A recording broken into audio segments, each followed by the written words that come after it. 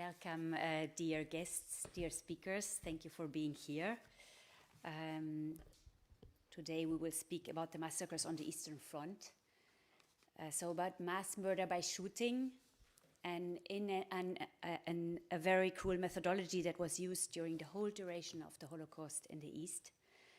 And National Socialists used mass executions as a regular method of terror, and they became an instrument of the systematic mass murder of European Jews from 1941 onwards. The patterns by which many mass shootings were perpetrated resembled each other. Jewish inhabitants of a village were rounded up and taken to a location outside of town. They were taken to a mass grave or forced to dig one out. They were forced to undress and stripped of all their belongings. Then they were shot at this very spot, and sometimes seeing the victims that preceded them. Killing eye to eye, killing also women and children, killing during daylight at the margins of a city. There seems to be no taboo which was not broken by the German Nazi occupants and their collaborators. In the permanent exhibition of the House of European History that you can see here upstairs, we display evidence of these atrocities from the different occupied territories and German allies in Eastern Europe. Bullets from mass execution sites of Jewish victims, a map with numbers of executed Jews, Jews executed by German SS killing squads, to name but a few. Also, other civilians were turned into victims. They were selected on ethnic, political, or religious grounds, but sometimes also randomly chosen.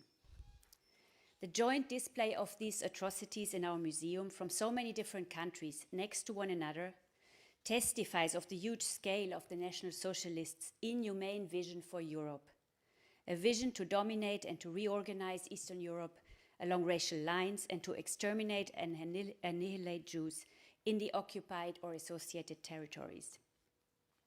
Assassinating human beings in mass groups in public and while seeing their assassins face to face is beyond imagination and yet is a reality still today. Human dignity and human life, albeit laid down in international charters and declarations of human rights, is still not considered inviolable by all. And as a history museum, it is our commitment to collect, to inform, to show evidence, to teach, to be a place for debate, but also a place for recognition of the sufferings. And this is why, for this year's Holocaust Remembrance Day, we have chosen to focus on a lesser-known part of the Holocaust, to focus on the horrors of what has been called the Holocaust by bullets. So during today's panel discussions, historians and scholars will outline the mass killings and pogroms of Jews in Eastern European countries and bring into focus the tragic events that took place, for example, at Kamenets-Podolsk, Babyn Yar, Odessa and Iasi. So I would like to extend our warmest thanks to our two speakers, Karel Berkhoff and Adrian Cioflanca, for being here with us today.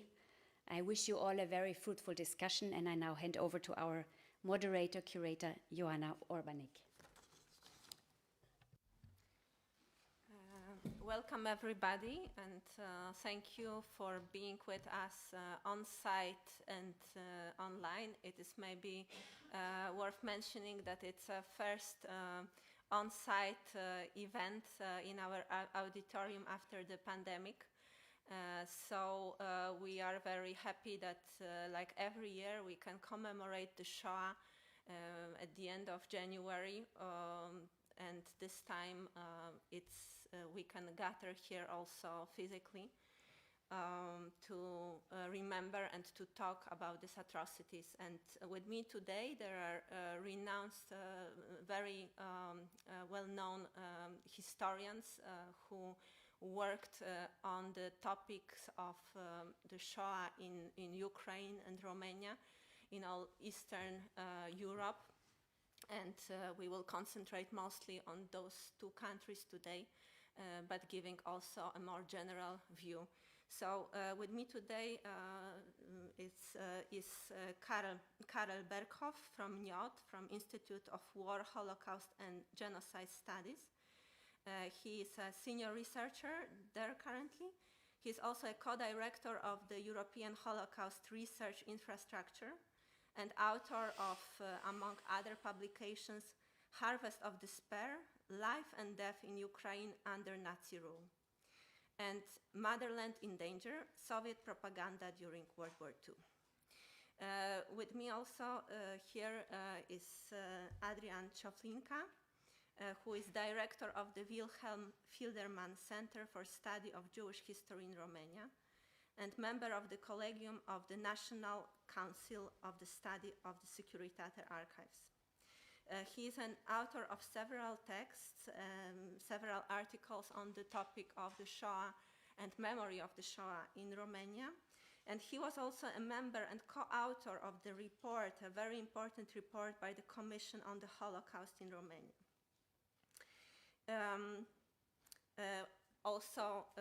Adrian Cioflanca is an author of many documentaries, not a stranger to popularization of knowledge about the Shoah in Romania.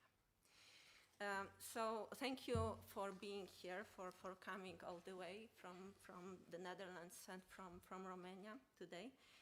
I would like us maybe to reflect a bit about the circumstances, how those atrocities, which are often called Holocaust by bullets, happen, in what circumstances. So Romania and Ukraine are different examples. So we are talking here about atrocities committed predominantly by Romanians in Romania and Germans and their supporters in the occupied territory of Ukraine, whereas Romania at that time was an ally of Hitler. Would you tell us more, to give a general picture, to give a general background of how did it happen? Maybe we could start from Okay, so the interesting thing is that actually we're going to be talking a lot about Ukraine, because the Romanians as perpetrators in the Holocaust were extremely active in parts of Ukraine, which we generally call Transnistria, but that's on the side.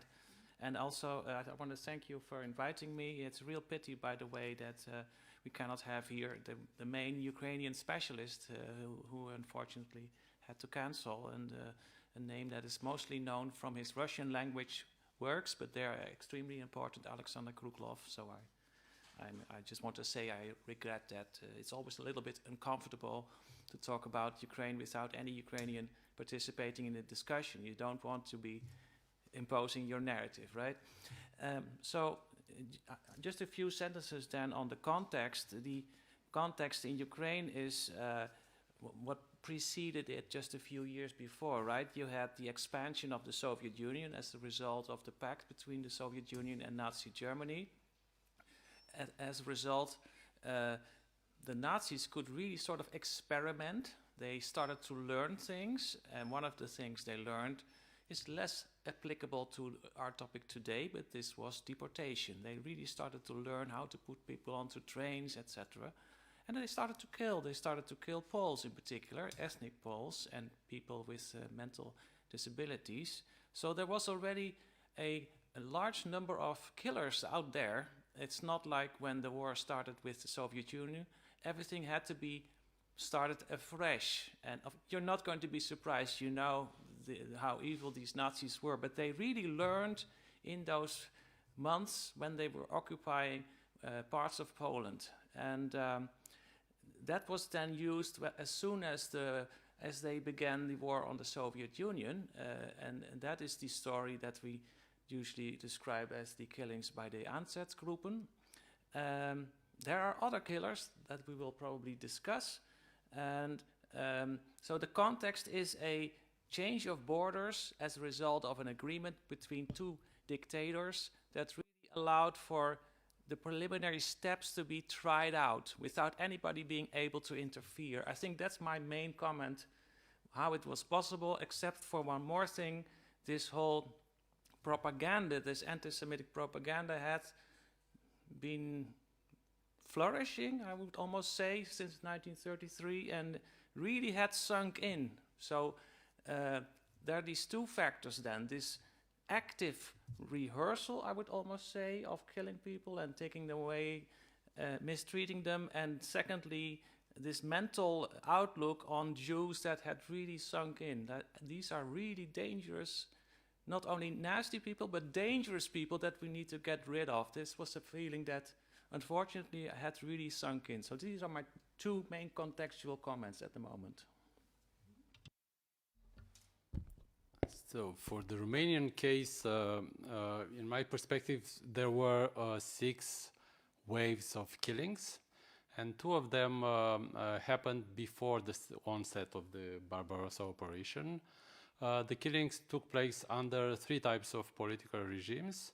The one occurred in the summer of 1940, when the Soviet Union claimed, as a result of the Ribbentrop-Molotov Pact, a portion of Romania, that is Bessarabia and northern Bukovina. And in that context, the Romanian army killed Jews, but also refugees from the Soviet Union, Ukrainians and Russians, in 2 big massacres in Dorohoi, in Galați, and other places with different types of events. The second wave occurred during the common government of Ion Antonescu and the Iron Guard. They stayed in power together for 4 months, and most of the killings were perpetrated by the legionary police and also members of the proletarian section of the legionary movement. They were the most radical part of the Iron Guard. And the most infamous massacre is that from Jilava near Bucharest during the Bucharest pogrom. So there were different instances, and also in the Romanian case, violence is a learning process. So they tried different types of methods. They incorporated violent methods they used in the that were used in the interwar period or even in the 19th century by different radical groups. For example, there was like a large pogrom in Iași in 1899, which is barely known in the historiography, which is pretty similar to the pogrom in 1941. So the radicals learn from precedents and they adapt to the context. But what is sure for the context of this critical year, 1941, is the fact that it is considered by everybody as a turning point.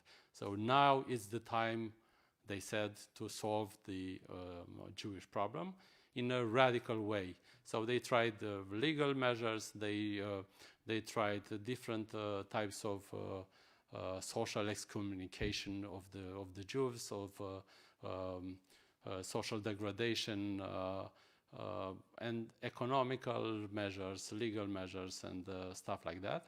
They tried physical violence in the interwar period but more in the Kristallnacht style, like organizing pogroms against synagogues, Jewish neighborhoods, attacking Jewish students in universities or in parks or in Jewish neighborhoods.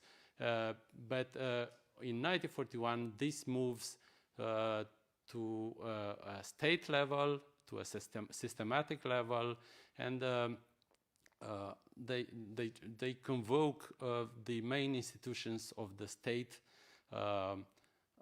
to provoke physical harm and to kill Jews and to deport them and to exclude them from the Romanian society.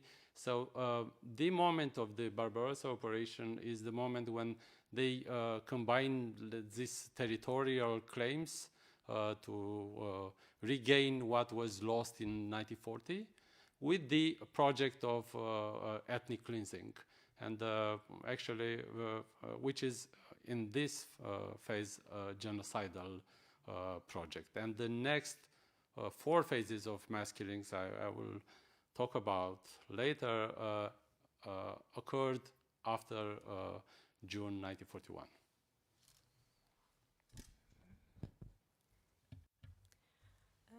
in case of Iași, mentioned by you, we are talking about a very specific territory close to Bukovina, and in a very specific political moment when Romania wanted to ensure or regained what they lost in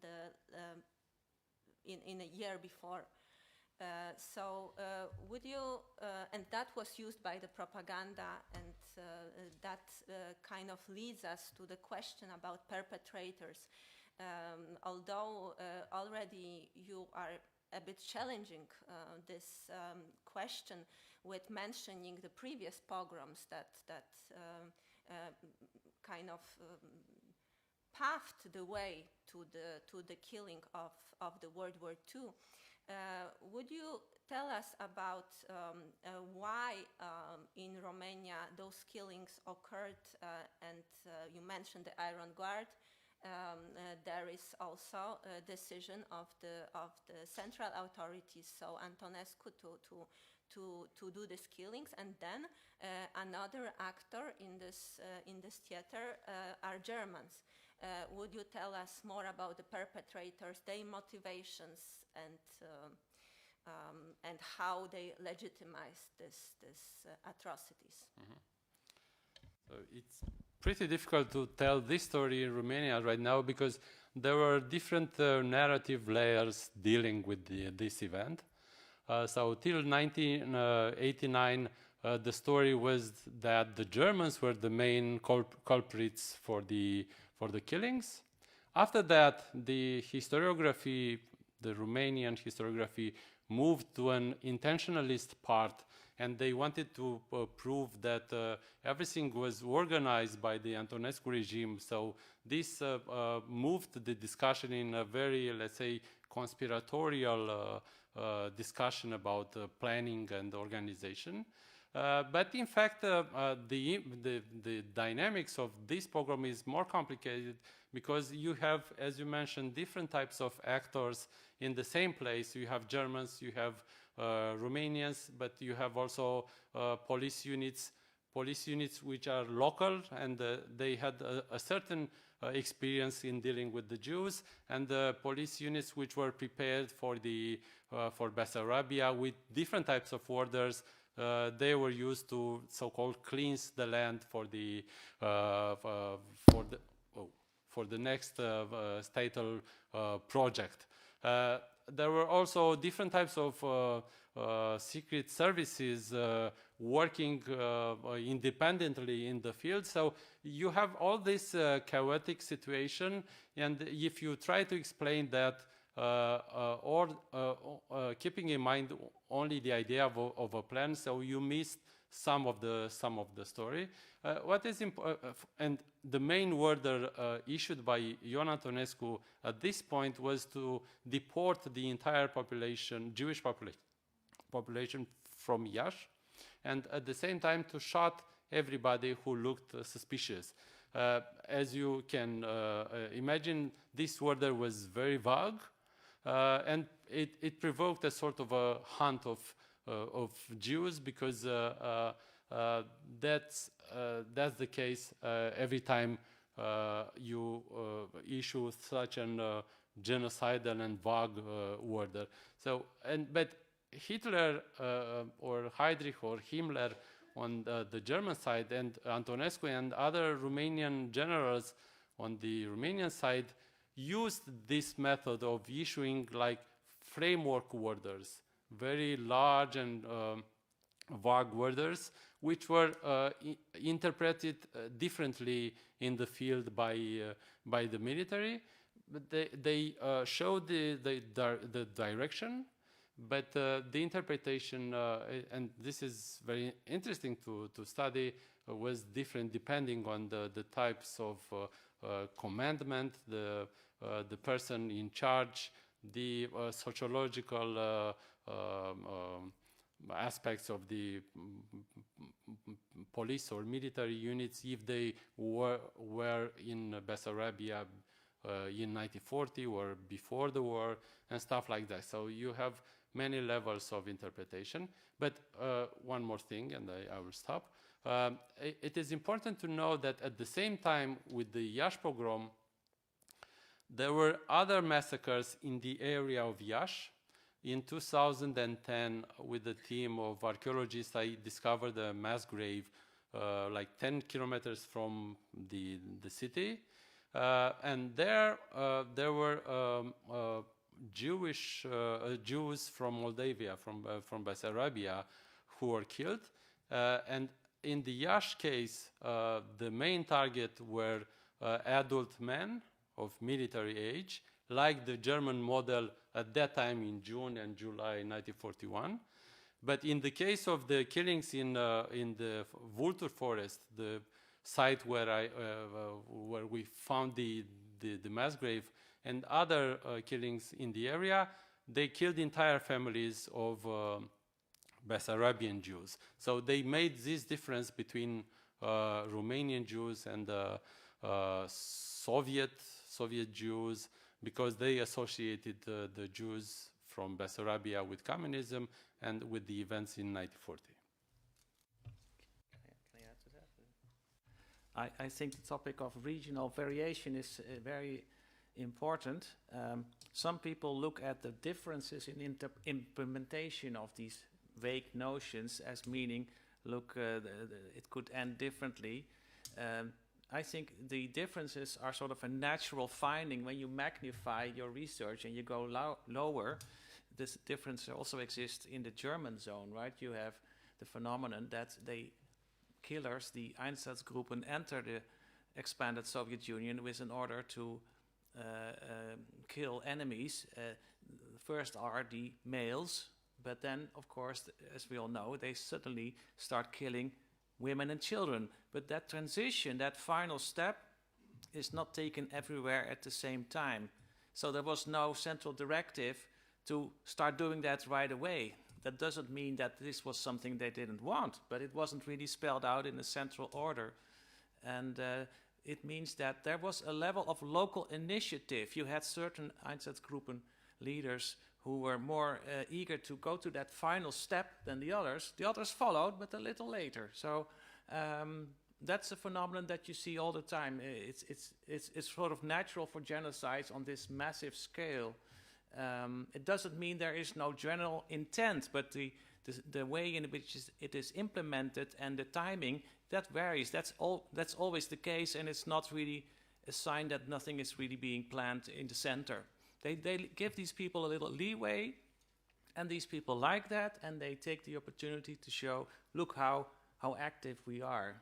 And this happens all the time. And for the German zone, again, a difference, right?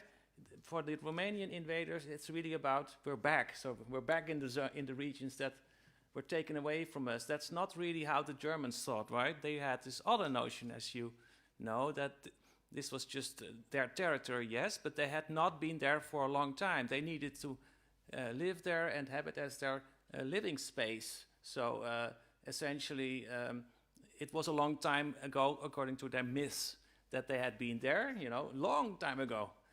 But they didn't have this resentment like 2 years ago we were kicked out. And that is really important in the Romanian case, I think. Mm-hmm.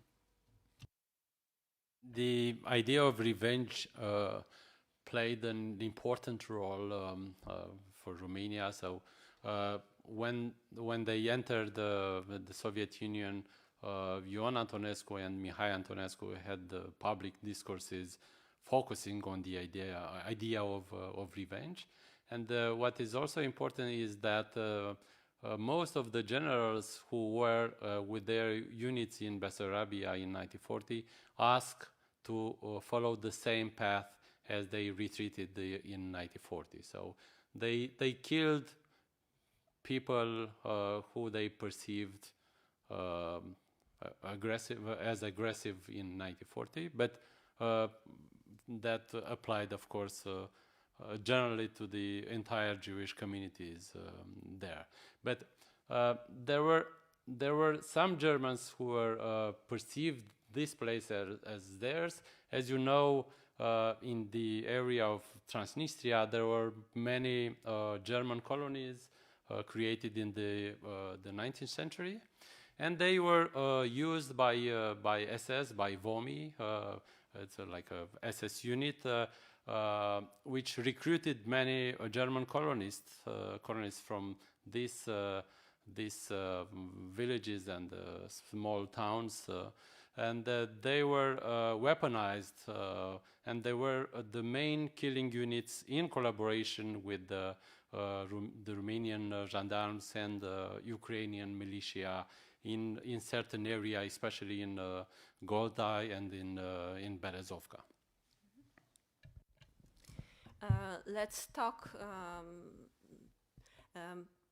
referring to the situation in Ukraine, about Einsatzgruppen and how those peoples were recruited, and about the mechanics of their advancements, starting from the first weeks of the attack of Soviet Union.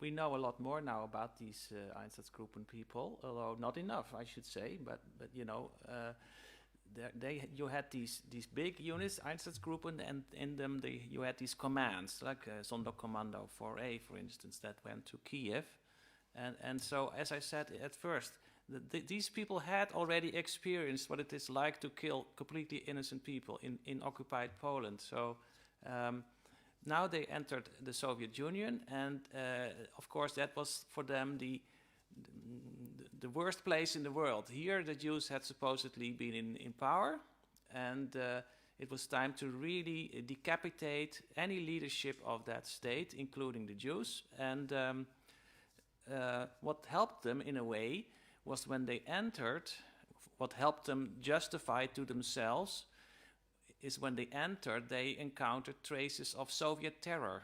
I'm not saying these were really essential elements, but it sort of contributed, right? They entered Lviv, Lemberg, and found a prison where prisoners had been killed by the NKVD. So this factor of seeing confirmed your prejudices, because of course they blamed these killings on Jews. That was not essential, I want to say, but it was helpful for them. You know, wow, look, I have physical evidence of how brutal these Jews, these Judeo-Bolsheviks are. And when they went further east, the situation was different, right? You didn't have a population screaming with joy because that was a real regional difference, right? You had Western expanded Soviet Union where people were actually mostly glad to see the Germans come, and then in the center and east it was a mixed bag. Some people were happy, others were not. And so then they had to come up with other justifications for themselves, and here again, in some way, the Soviets were helpful, because what they did, these Soviets who left, they, well, let's mention his name, Stalin, right? He wanted to implement this policy of scorched earth. So the occupied zone, the zone occupied by Germans, should be actually inhabitable. So what he tried to implement was this policy. He didn't really succeed. But in some ways, and in some places, there were cases that are really interesting and important to talk about. For instance, in Kiev, when the Germans arrived, they were actually very proud of themselves. They didn't have to fight in the streets, and it was the end of this long encirclement battle for the city. And then soon, when they were in the city, they were told by locals, look, this place is mined, you should look really hard. And they didn't do it enough. So, and they were then still surprised when many buildings began to explode. So this was then an utter shock for them. And it happened in some other places as well, and which then radicalized them, not in the sense that now suddenly they wanted to kill Jews. That was always there, but they wanted to do it faster. So then that's when in Kiev they put out this poster that called upon the Jews to assemble, and they killed them in a couple of days. So you see sometimes their encounter with Soviet acts as being somewhat of an accelerating factor, but again, not essential. And as you mentioned, what happened before the Babyn Yar massacre, this leads us to look for analogies in Odessa. Would you tell us more about what preceded these killings? Yeah, but I would like to make a point about Einsatzgruppen in the Romanian case, because there was this question answered by different historians. Was there a Romanian version of Einsatzgruppen? Who made the killings? And was somebody specialized to do the killings on the Eastern Front on the Romanian side?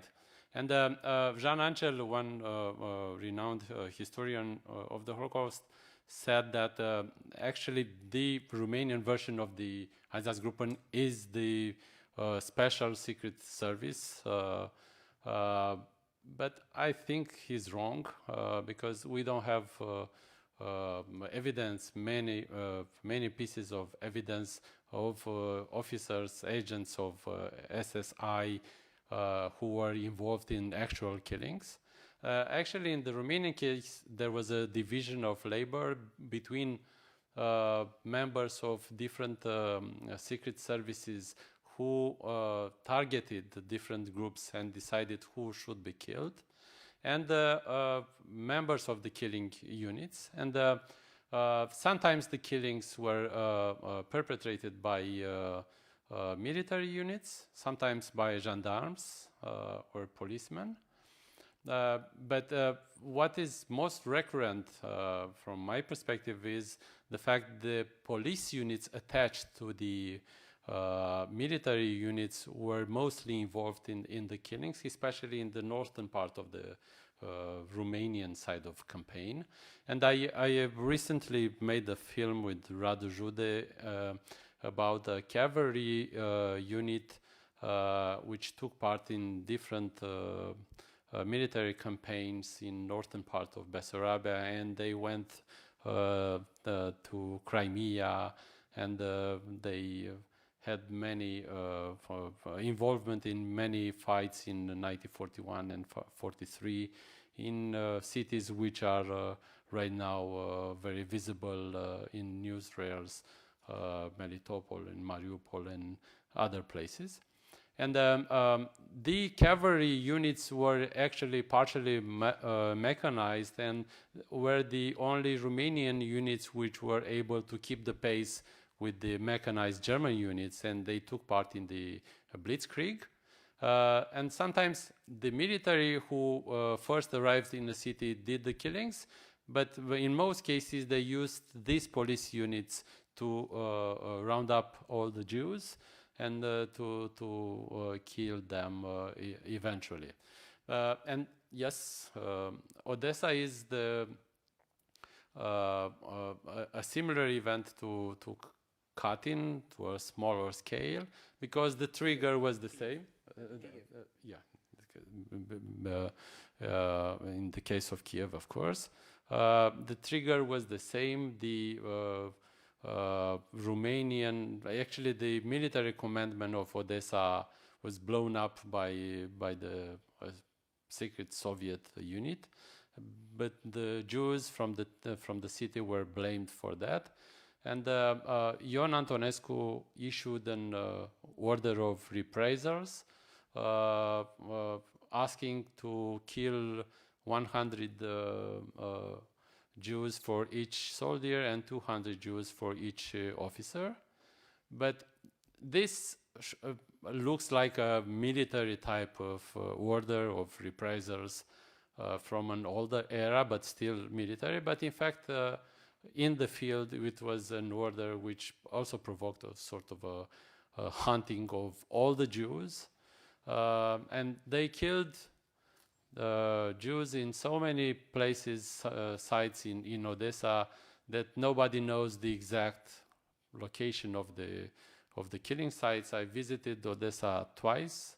I am in connection with the survivors from the Jewish community in Odessa, but they know little about the actual sites where the killings took place. There were several exhumations after the war, but nobody knows for sure all the sites in the city, and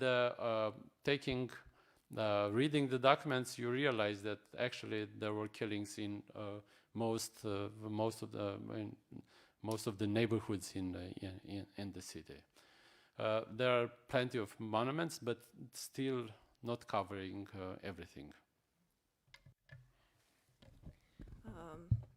Odessa, such a famous place for Jewish culture, with centuries of their presence and community, so well presented in famous pieces of literature.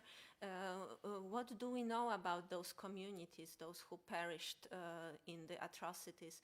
And also, my question is, to what extent they knew what could happen to them, to what extent the perpetrators took advantage of the general chaos and also misleading communication about what would happen, that maybe they will be just displaced, or of fear that actually there were those information that those who won't show in the places of concentration will be shot.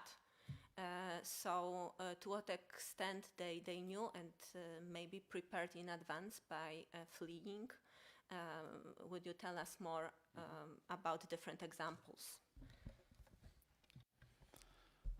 Yeah, they knew what's going to happen, especially from Bessarabian refugees, because the killing started in this bloody summer of 1941, and many Jews tried to flee eastward, but they were stopped by the Soviet authorities and the Soviet army. Some of them managed to flee. Some were taken with the Soviet army, but most of them remained in the place, trying to escape in a way or another. Another reason why they knew what's going to happen is the fact that there was this strong military opposition to the siege of Odessa by the Romanian army. Antonescu claimed that he will get the city in a few days, and then after that in a few weeks, in the start of August, and they kept losing a lot of soldiers there. More than 100,000 soldiers perished in the siege of Odessa. So there was this fierce resistance from the military, but Ion Antonescu, in many instances, in the newspapers and the official propaganda, blamed the Jews for the fierce resistance of Odessa. So it's only because of the Jews there they still resist militarily. So the main blame, the main focus was from the very beginning on the Jews from Odessa. Yeah, the question of what kind of people were these victims, right? It's very important, and that's really where we need to know a lot more. A few basics I can mention. The Soviet Jews, let's call them that, people who had lived under Soviet communism for 2 decades. This is certainly a kind of Jew that differed in the sense that they had experienced a lot of upheaval, often impoverished as a result of Soviet policies. Also victims in Stalin's terror, victim of other harassment of religion, for instance. So I wouldn't say that most of them were afraid when the Germans came. There are lots of stories of older Jews, right, in particular, who had experienced another German occupation of Ukraine in 1918, who were telling younger Jews, why are you so worried? I mean, I've seen those Germans, they behave pretty well. And that might have been nostalgia in some way, but it also was based on fact. So that created a lot of confusion among local Jews. What is going to happen to us? Now, when the Germans then arrive and they start putting up posters, show up there and there by that and that time, what did they really think, right? it helps to explain why they showed up, because that's what often happened. They did go there, and a lot of reasons must be given for that.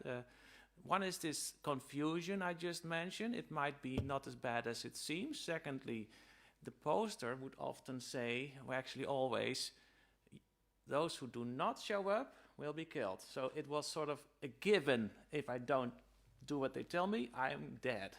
If I go, it doesn't say I'm going to be killed, right?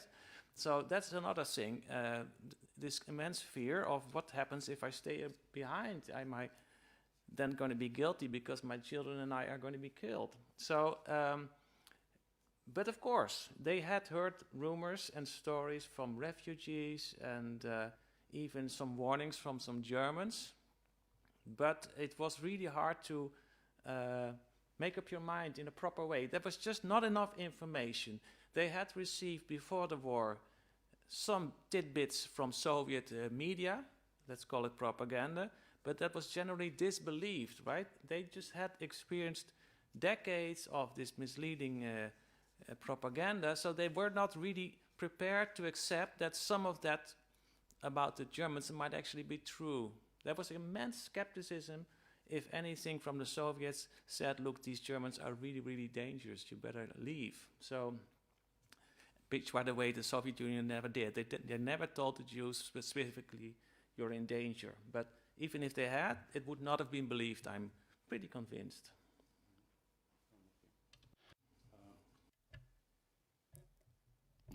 I visited Odessa in December 2021, so 2 months before the war started. And we are shown a huge area with more than 30 mass graves, probably related to the Stalinist terror. And they call the Romanian side because the Romanian authorities first discovered probably this place in 1943, 1 month after Katyn. And the sites which was explored by Romanian Medical Commission, which also worked in Katyn, and they prepared a report which was never made public, in contrast with the Katyn case and the Vinica case, and we still don't know why. But they asked for expertise and the Romanian documents to explain what is in there.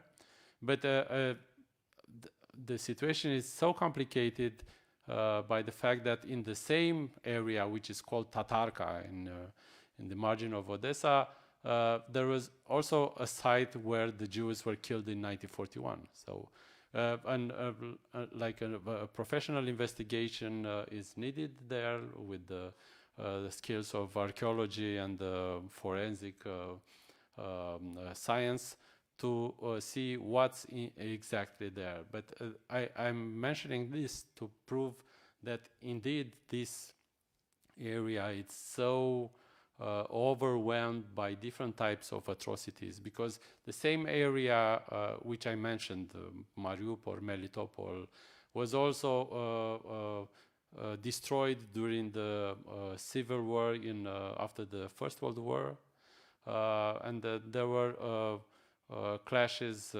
like very violent fights in 1941 and 1943. And also that was also the area of the Great Terror with many victims and mass graves. So it was very difficult to distinguish who to believe, who is worse than the other, and stuff like that. Just one more comment. We know now what happened, right? But it was from, I think, 99% of non-Germans in the world at that time, impossible to conceive of a campaign to kill literally every member of a certain group. It was just not something you actually thought would happen, you know, babies, little girls, mothers, old people, for no reason whatsoever. So in a way, you can now look at these people and say they should have fled by much higher numbers, because many Jews actually did try to flee, but they were often taken later. You had Ukrainian Jews who ended up in Russian territory and then were killed over there.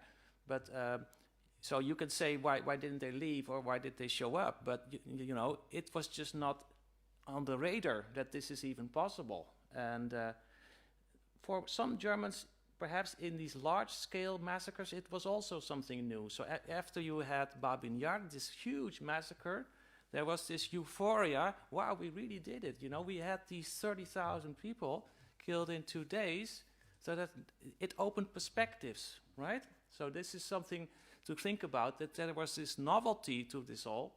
Nowadays, we're more sort of more accepting that this is likely or possible, but at that time it was really unthinkable. I really want to use that word, even though, of course, you can question, was there really nobody? Of course, there were tiny numbers, but really, overall, people were not really thinking. They were thinking of horrors, of discrimination, isolated hangings, whatever, but not this total killing of every single member. And in the Romanian case, the process was also incremental, because they learned that, as you said, they learned that they can kill 20,000 Jews in Odessa. So they moved to a different level in the last phase of the killings. So they organized team to kill systematically 70,000 Jews in Golta, and after that they moved to Berezovka and they killed another 35,000 Jews with a pretty systematic method.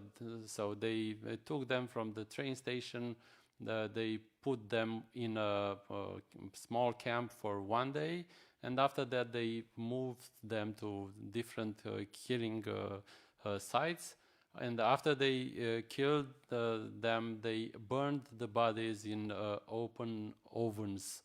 So they used incineration even in Transnistria with rudimentary methods, but still they did it for most of the large mass graves, mass killings. What you mentioned about the language of perpetrators and how they approached what they did, how they justified it, that's really very difficult to understand now, and I think we will go back to that in a second. I would just like to still ask about the perspective and about those who survived, because then they have still several years to live in hiding, in escaping, changing place from one to another. So that was a long and painful process with a lot of fear, and majority of them, of course, didn't make it. How did it happen? So from in Babyn Yar, from dozens of thousands of people, only few survived, and so why so few? And what was their way to survive? Yeah, of course, it's a matter of defining. Do you define a Jew who stayed inside the city and didn't go to Babyn Yar as a survivor? I think it would be a fair term, but let's be specific. Survivors of having been at the site. That is, I think, perhaps here the most interesting. And indeed, there are very few of those. And for years, we hardly knew anybody. It took a long time before we had a couple of names, and then it became a little bit more. And the most extreme group is people who actually were inside the grave and managed to crawl out. But I want to mention something else first, namely, yes, they were shot, but it was possible to end up in the grave without having any wounds, because this was a process whereby the idea was one bullet, and then if not, throw them in. Certainly the children, but also many adults were not really wounded. So And that's happened in many of the killing sites of the Holocaust by bullets, that people were inside the grave, buried, still alive. So they suffocated to death, which is a horrible thing to think about. And that makes the story even more terrifying. So, but anyway, escaping. You had people who entered the killing zone and were able to suddenly turn back. They were just able to evade this huge crowd that was pushing them forward. A few cases of release took place, whereby women were able to convince some Germans, look, I'm really not Jewish. So they were let out. And you had people who were able to hide in the terrain of Babyn Yar, of the cemetery, behind some bushes, etc. And then you have indeed this category of people who crawled out, and that's about, by my count, some 25 people who were able to crawl out, and not all survived the war. And that's not surprising, because they needed help, right? And they often didn't get it, and that was because of a range of factors. It could be anti-Semitism, but it could also be fear for one's own life, because the Nazis really announced, if you help, you're going to be killed. It wasn't always at every single place that this was said openly, but it was a fear that was constantly there, and a justified fear. So, you know, it's quite something to have to choose between helping this unknown person or perhaps, you know, this risk of your whole family being killed. So they needed help, and the help was often in the form of documents that could be used to show when you were moving on. So the best way for these people was actually just to leave the city, because either way it was highly dangerous.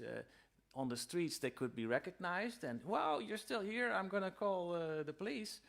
Or they would be hiding in a room, but that was also not really safe. So what happened sometimes, these few survivors were actually able to just start walking to the east and across the front line.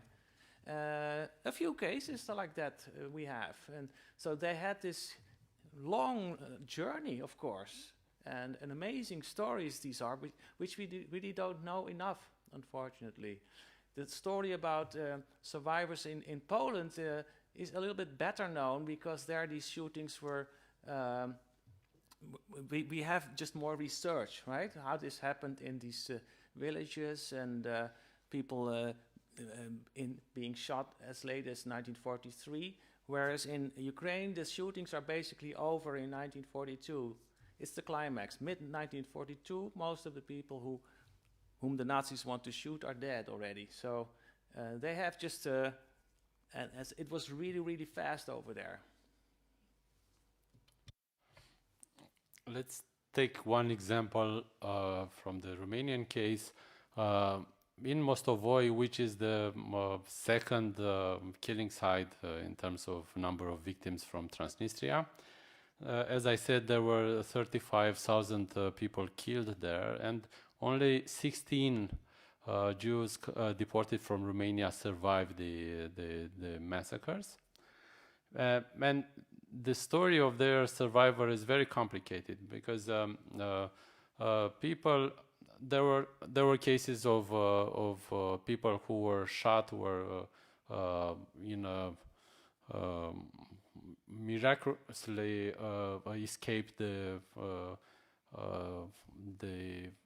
killing platoon, and they managed to crumble and escape. But in most cases, there were situations of sexual enslavement. So each major Romanian officer in Transnistria kept sort of harems of 10 or 20 or 30 girls who survived for a certain period of time, and after that they were killed. I met one of the 16 survivors in New York, and she was raped several times by Romanian gendarmes, and she managed to escape in the end by staying in hiding, and she has an amazing story. I made a short documentary about her. Other people were spared for a shorter or longer period of time because they were rich and they were extorted by different means. So they sent people in the country to get whatever they have left in their personal fortune, and they got different types of personal belongings. So their story is very complicated. When they came back, it was very difficult to tell this story of survival in front of a court, in front of the authorities, in judicial or police type investigations. So yes, it's very complicated to tell even these stories of victimhood. I would also, talking about circumstances, I would like to ask about the Jewish community from Romania. Romania, we have in the territory of Romania at that time. You have different categories of Jews, different communities that before belonged to different empires. So what about the community of Romanian Jews? Because I know they were very vocal about what was happening. They were really resisting what was happening in the border part of Romania at that time. Would you tell us a bit more about their fight to stop this? Yeah, this is one of the terrible paradoxes of the war, because it's one of the most genocidal political regimes in Europe. Ion Antonescu's regime also covered the Jewish population in Romania, which was the largest Jewish community which survived in Europe after the Holocaust. But and this allowed Ion Antonescu and the others, nationalist historians, eventually to claim that actually from a certain point Ion Antonescu saved the Jews, not killed the Jews, because most of the Romanian Jews from the Old Kingdom survived the end. But they survived, this is a long discussion, of course, but they mostly survived because they were in Ion Antonescu's design of the solution to the Jewish problem. This was programmed for a later phase. So they wanted to deport these Jews to the camps and gas chambers later on. But the decision was postponed under the influence of different factors. The way the leader of the Jewish community, Wilhelm Fildermann, manipulated his views in terms of sovereignty. He also compared what other allies of Germany did with their Jews in the same situation, and this triggered a sort of a sovereign mechanism in Ion Antonescu's mind. It was also about opportunism, because Antonescu, as a military, realized that the battle in the east is almost impossible to win at this point in the summer and especially in the autumn of 1941. So Stalingrad is not exactly the reason, but the way other battles in which Romanians and Germans were involved and were perceived by Antonescu left the impression for him and his entourage that the victory is almost impossible. And there were some pressures from the king from different political leaders, leaders of churches in Romania. So in this complicated chemistry, he postponed the decision to kill the Jews. As you know, one portion of Transylvania was claimed by Hungary in 1940, and for that area, which was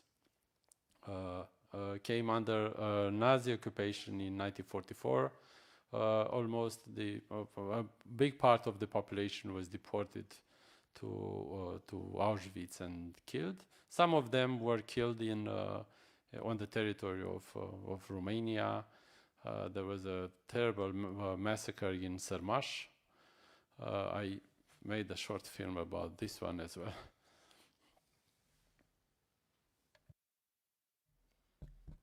And what about the situation in Ukraine? Why did it happen that nevertheless the occupation of Ukraine was so drastic, so brutal? There were those who wanted to help Nazi Germans to fulfill their dream of creating Europe without Jews. Yeah, there were opportunists who thought, okay, these are the new people in charge. I see they are capable of horrible things, but I just want to make some money, and I will agree to become a policeman. These kind of people existed. You had another group, more ideologically motivated, but not in the way perhaps that you might think.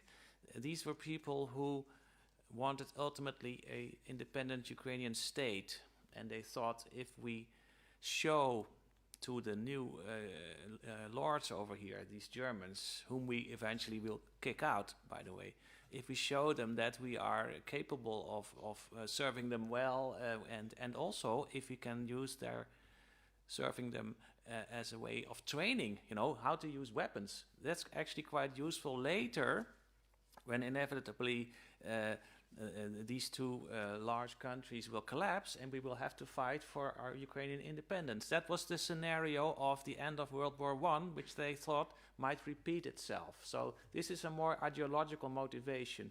Oh yes, it means I will have to help killing innocents, but that's a price that I'm willing to pay. I mean, these people existed.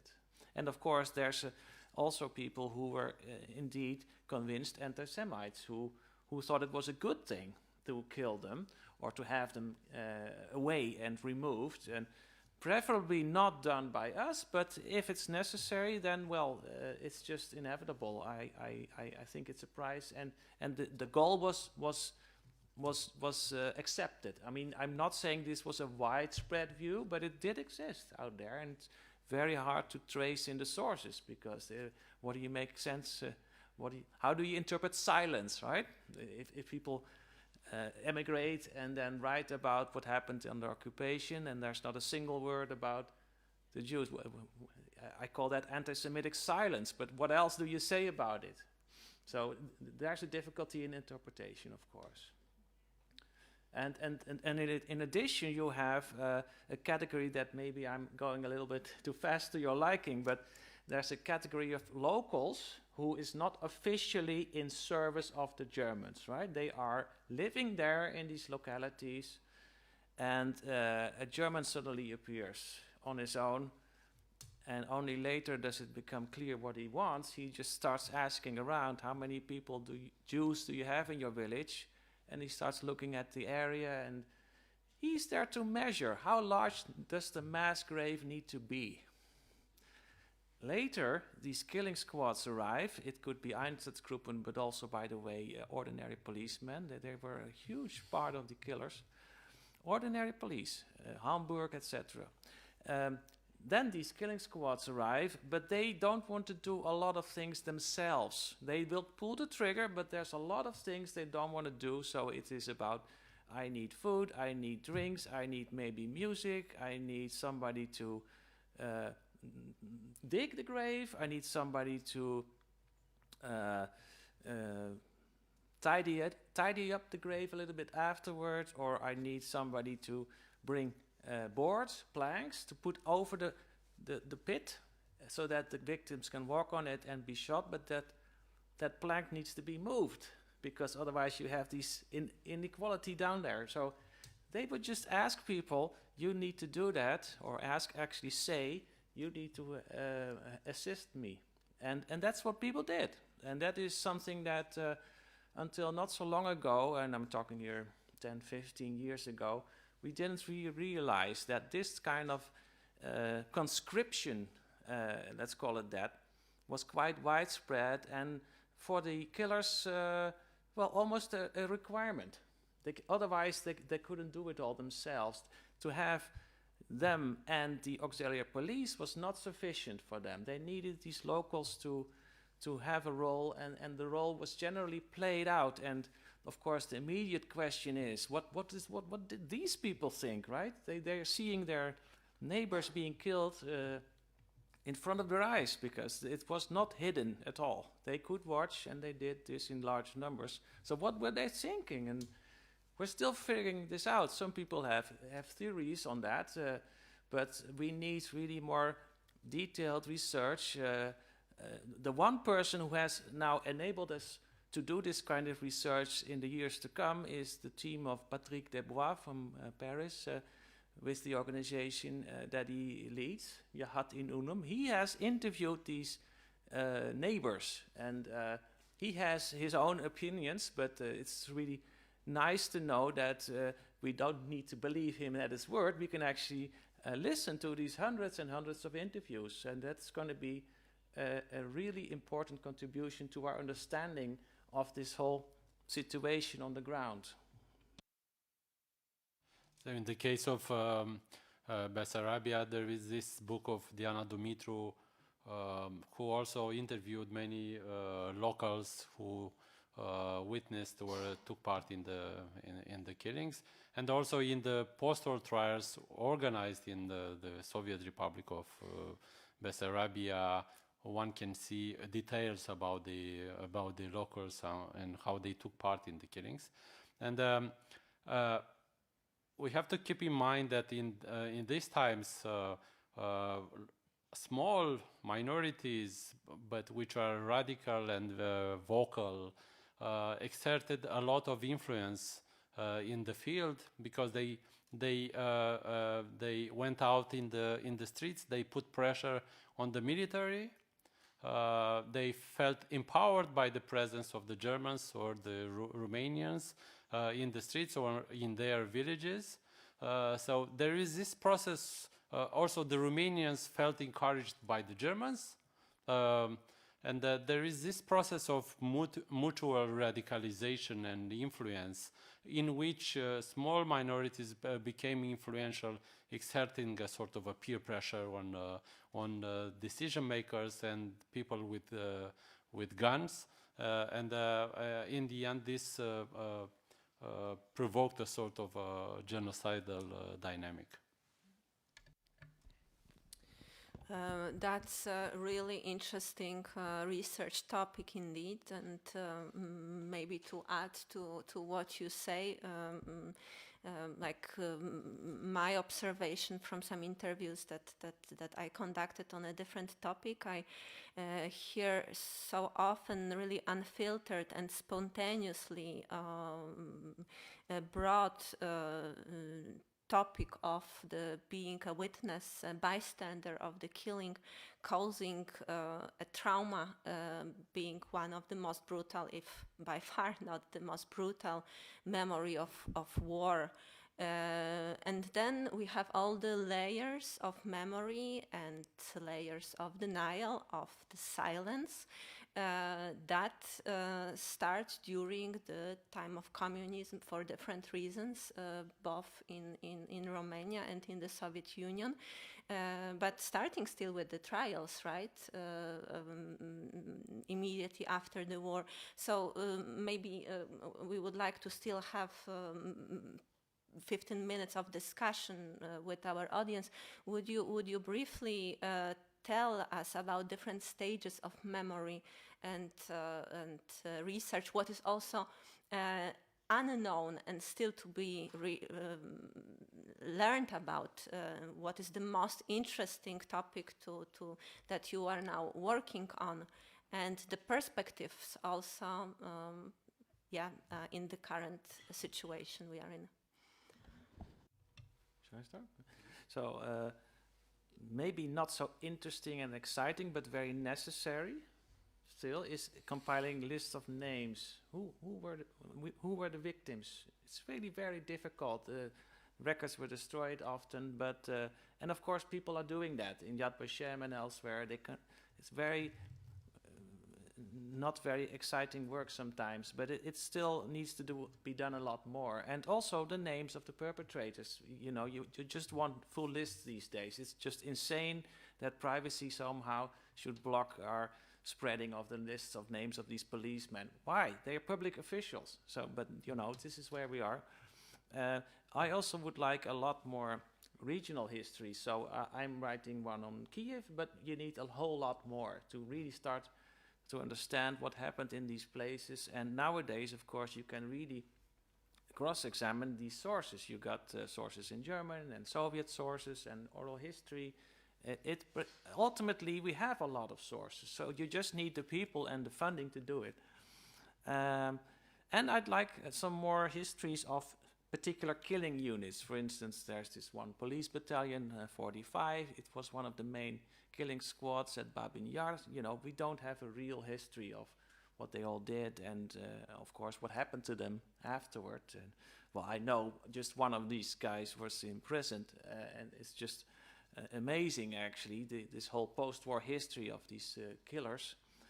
And finally, I think we need studies that bring in another topic, which we haven't mentioned yet, the prisoners of war, because they are a very important factor in various parts of the Holocaust by bullets, but it also in itself it's an important topic. You're talking about millions of dead in the same area.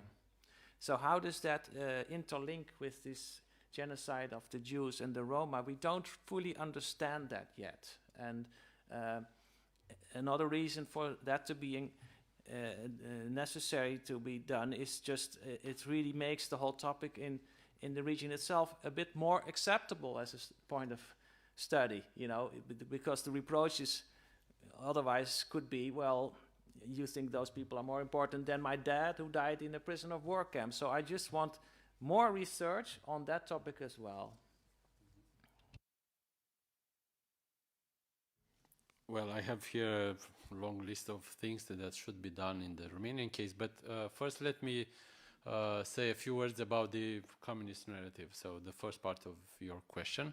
In Romania, there was a short transitional period between 44 and 48 when telling stories about Jewish sufferance was possible, and there were testimonies published in newspapers, in brochures and books, and also many stories collected in post-war trials, because there was a sort of a Romanian version of the Nuremberg trials, hundreds of trials against war criminals, people involved in the genocide, which are not well known in the historiography. The originals of these millions of pages of documents are in my institution, the Council for the Study of the Securitate Archives. So they still need to be researched, and this is one aspect of this revolution of archives, that we are all drawn in the quantity of documents and testimonies. But what is interesting is that in the case of Jewish voices in this transitional period, we have different two types of voices. Those affiliated to the Communist Party and the communist type narrative, which prohibited more or less the separation of the Jewish story from the story of the other victims. So the communist discourse tended to universalize the discourse on victims. And we have the discourse of the traditional Jewish communities represented by Wilhelm Fildermann, who managed to translate the Soviet Black Book, which was not published in Russia, in the Soviet Union at that time, and focused on the fact that this is a story of anti-Semitism and Jewish victimhood, especially. So the clash of the two types of discourses is very, very interesting, and it was not known in the Romanian historiography because most of the documents reflecting this period were taken out of Romania, and they are in Yad Vashem right now.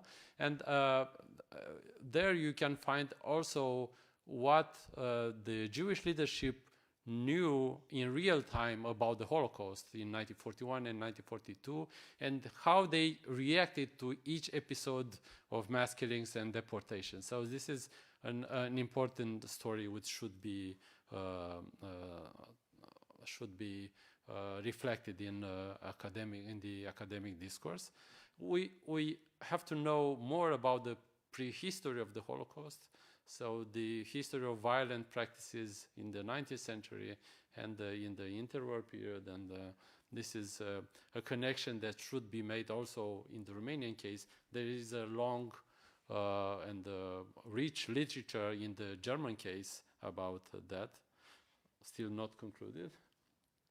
We also need to know about more about the legionary movement during their stay in the government. Most of the specialists we have on the Iron Guard are specialized in the period before their government. So we need to know more about how they acted when they were in power. We need to know more about the institutions involved in the Holocaust, because the focus of the intentionalist historiography was on leaders, disregarding in most cases their affiliation and how the organizational culture influenced their decisions, and everything related to the background of the perpetrators and how they associated, how they acted together as a criminal clique and stuff like that. We have to learn more about this mutualization of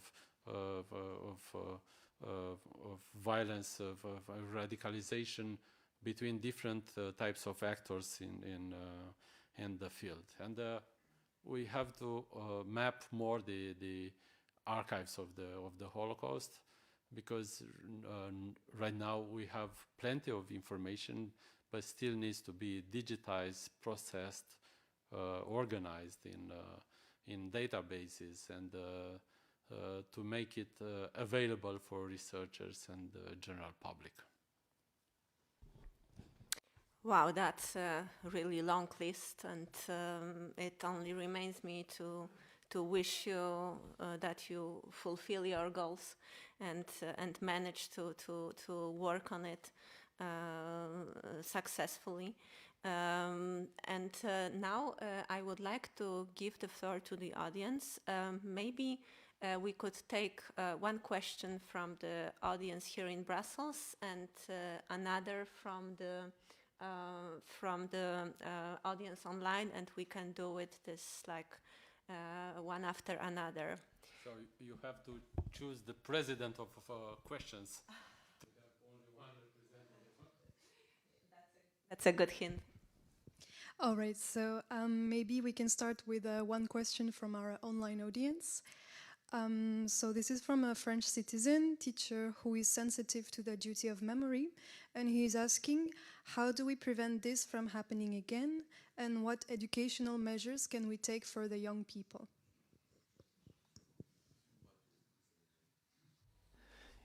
Maybe in this case to both speakers. Yeah, how to prevent? Yeah, it's not my expertise. I think actually nobody knows, but we all think that education and exposing people to the humanity of everybody is the best way. I totally subscribe to that. Certainly we need a lot more teaching on the Holocaust. I think it's a disgrace how little people actually know. I'm ashamed of my own country because just this week a survey was revealed and it shows the utter the dismal awareness of the Holocaust, even sometimes skepticism about it, whether it really happened in this scale. So a good step, if you ask me as a Holocaust scholar, is teach everybody more about the Holocaust. That means spend more time on it and expand the teaching of history in general. I think that's a good way. And, you hope that people then become a bit more sensitized, but it's never a guarantee, as we've seen all last year also with this anti-Ukrainian genocidal campaign. I'm not afraid to use the word. So, but let's not despair, Education is probably the main answer.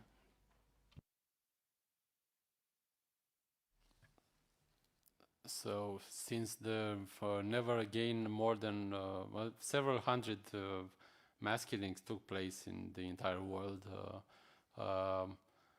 so it's an embarrassing question now with the war in Ukraine. I can tell you that in the Romanian case, we have an office for the prevention of the genocide, but it is only one person with no staff. And the government organizes from time to time some sort of trainings with the policemen and the members of the judiciary, and the issue of preventing violence and mass killings is covered in a way. There are institutions which deal with that, but of course, when we take into account what are the international instruments used nowadays to stop and prevent the situations of mass killings, and the way international law can be enforced in situations like that. So we realize that we have a lot of things to do before being effective in this matter. There was one Romanian guy who was involved in the creation of the definition of the genocide for the Genocide Convention. His name is Vespasian Pela. There were actually three people who worked for this definition besides Lemkin, and he was one of them. And he was a renowned scholar, and his focus before studying the prevention of genocide was on aggressive war. And actually, in the 20s, many scholars, him included, proposed more effective and more aggressive instruments to prevent and stop situations like that. So still, the discussion, of course, the legal definition right now of crimes against humanity, of genocide, and their inclusion in the international law covers most of the aspects which we learned from history, but we still have many problems with the enforcement of the law. Here, gentlemen, in the second, I think you were first to ask question. Yeah, thank you for those introductions and your comments. If I'm not mistaken, the topic of massacre by bullets is a more recent field of research if compared to the concentration camps and death camps. I wonder what has been the knowledge of the British, American, French, of the Allied about this phenomena.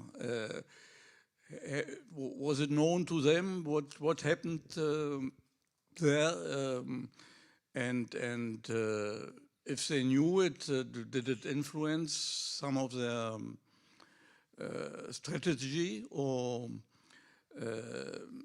I mean, I don't know anything about it, so I'm eager to hear what has been the reports they got during the war also, you mean? Yeah, during the war, yes. Thank you. First of all, even if they had become totally aware what was happening, it wouldn't have helped a lot. It wouldn't have saved those lives. But they received information from, say, August 1941 on these mobile killing squads and their activities. Some of that trickled down into the newspapers, but it was usually what today we would call hidden. You know, it didn't get enough prominence in the newspapers. And again, I come back to my earlier point. It was hard to take in as a fact. So there was always this undercurrent of skepticism, and the reports were not really given enough prominence as we would see it today. And even among Jews in the US, for a long time, they were not really grasping it. They were talking about things like the Germans are attempting to exterminate Jews. No, they were already doing it. You know, so it wasn't quite accepted as a fact for a long time. It only starts really in the middle of 1942, when it's really already months and months of mass killings. You know, why there was not more information, that's a very good question, because you could see that there might have been more opportunities to talk about it. But one factor here is that the information was not fully shared among the Allies. And if it was shared from the Soviet side, it was often really not taken at face value, which was a good approach in the case of Soviet information, but that really was not helpful in this case. I was with Karel at the conference in Budapest in December, and I showed this, I will use this method. I showed this cover of a magazine which is published in the United States in October 1941. And it has a photo of the Bucharest pogrom, which was published for the American public. Photos of the Iași pogrom and the Bucharest pogrom were smuggled out of Romania, and they were given to the State Department. So at that point, they knew some pieces of the story, but they still had the impression that it's a old-style, pogrom-style kind of violence, not something systematic. Although the stories in the Romanian case kept coming, and this publication, The Record, which was published by Jews originated from Romania, kept telling stories in real time about deportations, about killings. I don't have the entire collection of this publication. It would be interesting to see for each phase what they knew and what they transmitted to the public. But this was marginal. We have to keep in mind the cacophony of different types of voices, information, which was always confronted with the propaganda or confused with propaganda. So it was very difficult at that time to distinguish what was true and what was big and what was limited in terms of gravity.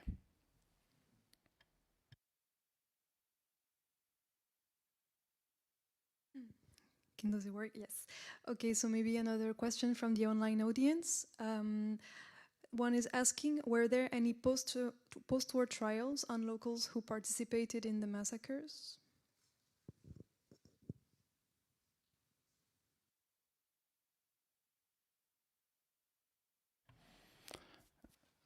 Yes, there were, as I said, there were many post-war trials, like hundreds. For example, Jan Ancher wrote his book about the Iași pogrom, focusing on the main trial of the which targeted around 50 decision makers and perpetrators related to the pogrom. But I later realized that there are more than 50 trials related to the Iași pogrom. I discovered more than 20 trials related to the Odessa massacre, tens of trials related to the killings in Bessarabia and Transnistria, and you have to add to that trials organized in Bessarabia, in Moldova, and also in Ukraine, which also covered the Romanian case. So you have to know Romanian and also the German trials, which also covered several episodes of these killings. So only coming from this part of the documentation, you have millions of pages in different languages, and which are put in a judicial context and a judicial language, which was also ideological, because the Soviets had a certain type of rhetoric, and you have to get used to the rhetoric and to avoid any misreadings of the documents.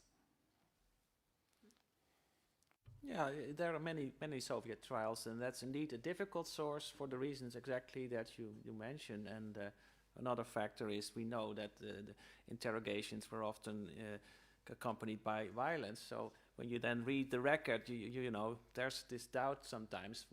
Is this person saying this because of some intense physical pressure or not? That's never going to go away, that doubt. But still, combined with other sources, you have a pretty good basis, because these records also contain questionings of witnesses, neighbors, whatever. So there is really a lot of things out there. In the case of the Iași pogrom and in the case of the Galați massacre, the main perpetrators, the two persons, actually two of the main perpetrators, in each case they have more than 6 versions of their involvement in the killings, depending on the period when they were interrogated. And you add to that other versions, which are sometimes differ from time to time, of their colleagues, and the versions of the victims. So you have this nightmare of versions on events. So sometimes you have to act like to be trained in this type of judicial aspects to distinguish some of the facts.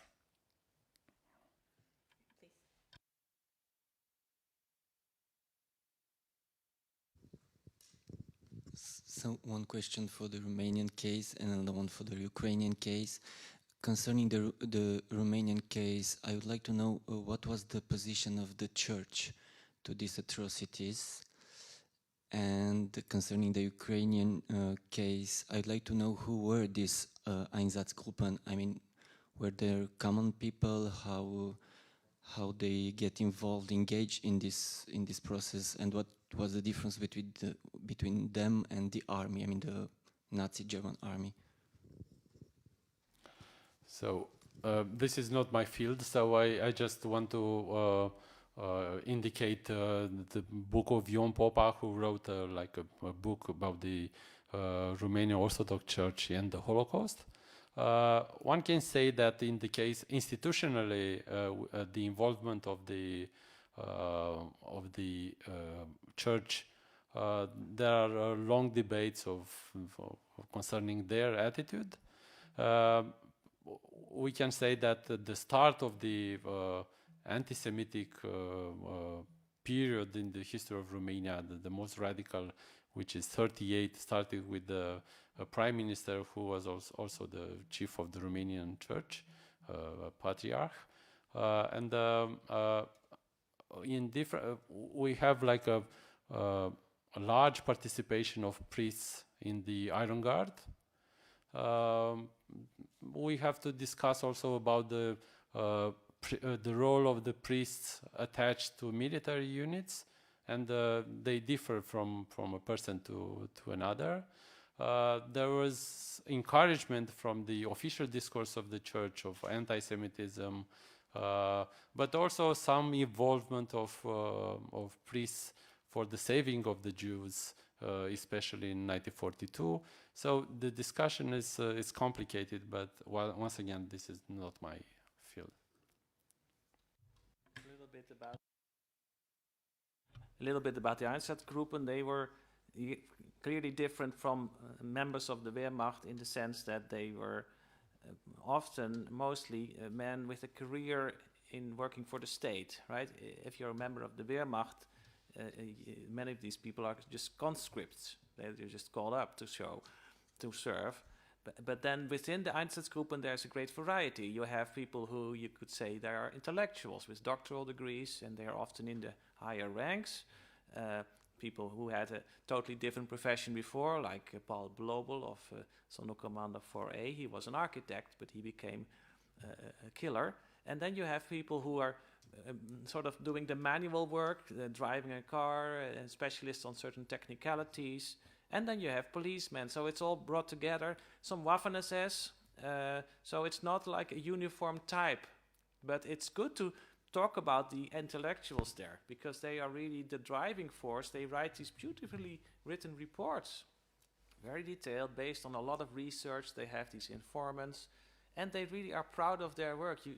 It just shows when you read these horrendous reports. And these reports are not only about killings, right? It's about let's write a night survey of the churches and about political tendencies. It's fascinating reading. These people kept those units together. Of course, later they became stationary, right? Then you get these police and SS officers, and then sometimes totally different types arrive from the Reich who impose a less sophisticated style of running things.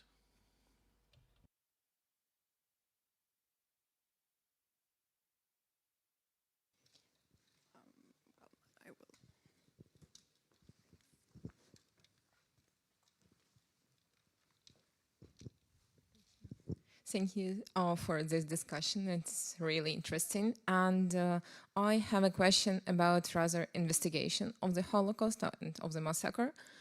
Because last year in Ukrainian news, I heard the information that, for example, in Babyn Yar, it seems that Soviets, after the World War, were not really interested in looking for how many people died there. Just immediately after the war, they started building houses on the graves. They did not exhumate bodies. They didn't do investigations.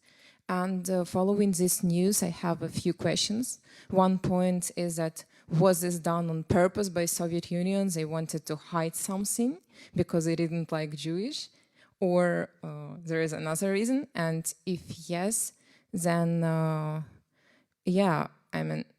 could it be possible that there were much more people killed, just we don't know about them? Because now on this place, like in Babyn Yar and in the Sirets, which was a concentration camp near Babyn Yar, there are new houses and some graves maybe were never discovered. Thank you for that. The issue of the numbers is very important. I'm actually in the midst of work on a compilation of the various sources on that matter. But your question is, was there a Soviet wish to hide? Yeah, in a general sense, yes. They didn't want everybody to think of this place as a place where Jews had been killed because they were Jews. They sort of mentioned it, but it shouldn't get too much emphasis. But they did do investigations. They had the NKVD coming in November 43, immediately finding people whom they then questioned. They talked with people who had been forced to burn the corpses, and they came up with their own figures about how many people would have died. and they did some excavations. But to be frank, there wasn't that much to excavate because the victims had been dug up before the Germans left and burned. So it wasn't like easy to calculate. I'm actually quite impressed with the things they did and you know, establish a sort of a figure that seems not completely off. Then there was initially the wish to place a museum. They even announced it in 1945, I think. But then they backtracked, and this was under the influence of a growing anti-Semitism that emanated from Moscow. You know, Stalin really began his campaign against, well, let's put it like, against Jews. And so it became difficult to realize this monument, and it took years and years, including pressure from what today we would call civil society, for something to be done. Eventually, in 1976, you got this monument, really ugly and not quite expressing what happened there. And on the other hand, the terrain was destroyed even further, so that today when you go, you don't see a ravine because they filled it all up. So it is a very dismal record, but not consistently the same all the time. Some attempts were made, and then they decided, no, let's not do it. Before, for instance, in the 60s, again, they had a competition for a monument, and then they cancelled it again. So it was on the wave of the trends of Soviet history in general. But the general tendency, indeed, it is, look, this is a place that's not... should not be forgotten, but let's talk about it as a place where Soviet citizens died rather than Jews. That really, they just didn't want to say that, and I just explain it by anti-Semitism. There's just no better explanation, if you ask me.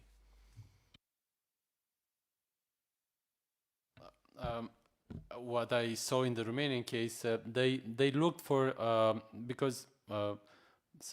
Communist thinking is in terms of propaganda and ideology, so they looked for a way to use the past and to find usable past in the story of the Second World War, and to describe it as a Jewish tragedy was not useful for the general Soviet meta-narrative.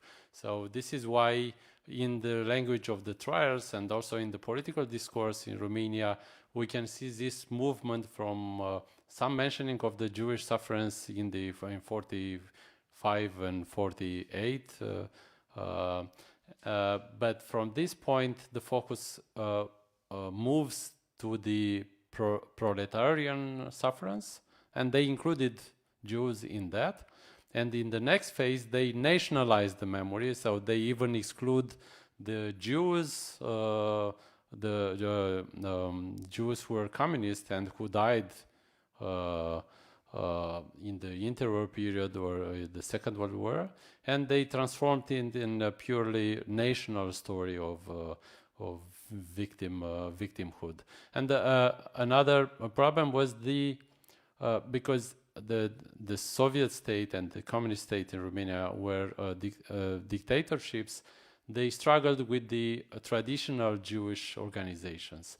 So in the case of the Soviets, they wanted to annihilate the anti-fascist Jewish committee, and they actually killed the leaders after Shoah trials of that committee, who was in charge with the Black Book, and they accused them of nationalism, separatism, and the fact that they want to separate the story of the Jews from the rest of the story of the Soviet people. So and they also wanted to crush the organizations, and this can be seen also in the Romanian case when they fought the organization of Filderman and their type of narrative. So in the end, we have the victory of the other type of the narrative. I saw in the 70s a monument was erected in the memory of the Iași pogrom, and the former president of Romania, post-communist president of Romania, who used to be a communist leader in the 70s, Ion Iliescu, had to choose between two types of inscriptions on the monument. One mentioned the Jews, The other described the victims as victims of fascism. Of course, he chose the second one.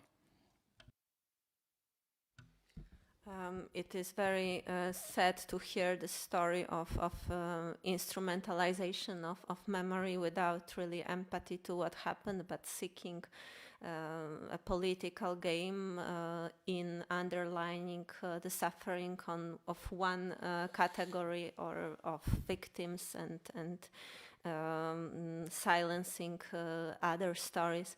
And also very painful hearing the names of the cities which are now places of new atrocities. Maybe my last point of reflection, maybe not a question, what's going to happen now in Ukraine? So Alexander Kruglov is not with us today. If not, probably I would ask him about the fate of the Babyn Yar memorial and the complex that was supposed to be open there. Now we are in the situation of war. What this new suffering and the war situation will do to the memory of the Shoah in Ukraine? Did you reflect upon it when the war started? Well, to be frank, it wasn't my first thought. It's more about what's happening to these people now. So it's impossible to predict with some confidence this is how it will impact the memory of the Holocaust. It could go in lots of directions. When you're a pessimist for a moment, you will think, well, it's going to completely snow under, overwhelm that memory, because everybody's going to be totally preoccupied with what happened just now. But on the other hand, if you're in an optimistic mood, you think, well, it really allows for a broader story that can also be added to by the fact that the Holocaust is actually used in today's propaganda against Ukrainians. It's an interesting and shocking phenomenon. So the topic is actually brought out today. You're supposed to talk about it for some strange reason and this is coming from Moscow. Yeah, I really don't know, and I only fear for the archives. They might be destroyed. It already happened in one place, Chernihiv, where the local KGB archives was destroyed by a rocket, and so. That's one of my concerns. The other is, of course, for the whole field of Holocaust studies. But as for how it's going to be remembered by society as a whole, it's really hard to predict. Really hard. I visited several museums in Ukraine and also in Moldova and in Transnistria. I visited a museum of the Second World War in Tiraspol, under the surveillance of a KGB officer who stayed like 30 centimeters from the face of the guide, and of course intimidated him. And I have the feeling that in terms of museums, they all get the story wrong, because the influence of the Soviet narrative is so strong, is that even in the case of Ukrainians, have to make a lot of effort to find everything, to put things together, and to process them through democratic mechanisms. But what we know for sure, that in their case, they have the will and they have the framework, because if they will create a democracy, they will have the framework to understand things better. But yes, they are at the very beginning. When I was in Odessa in December 2021, was for the archives. The archives in Odessa are placed in an old synagogue from the 19th century, which is unstable, so it doesn't need much to get crushed. And there are more than 900 collections of documents in Romanian. So the entire archive of the government of Transnistria, the Romanian government, are there. So it's very important to understand using those documents, what happened in terms of administration of people and the economy, and how things really functioned during these 4 years, reading those documents. But they are in Romanian, so nobody reads them there. It's plenty of them, like millions of pages. They are not known in Romania, so it's very... And this puzzle of archives, which should be also discussed, is very complicated, because we know a lot of things in Romania from post-war trials regarding episodes from Ukraine, because the decision makers were put on trials in Romania. We have the stories of the collaborators and the locals from post-war trials from the former Soviet Union. So it's very difficult to recreate the puzzle to understand fully what happened in the field. Thank you. And with those thoughts, we will finish the event of today. Thank you for your presence, for you being here in Brussels and also watching us online. Adrian, Cioflanca and Karel Berkhoff were our guests for today. And thank you very much. Have a nice evening, although maybe after hearing all those stories, maybe evening full of reflections. Goodbye.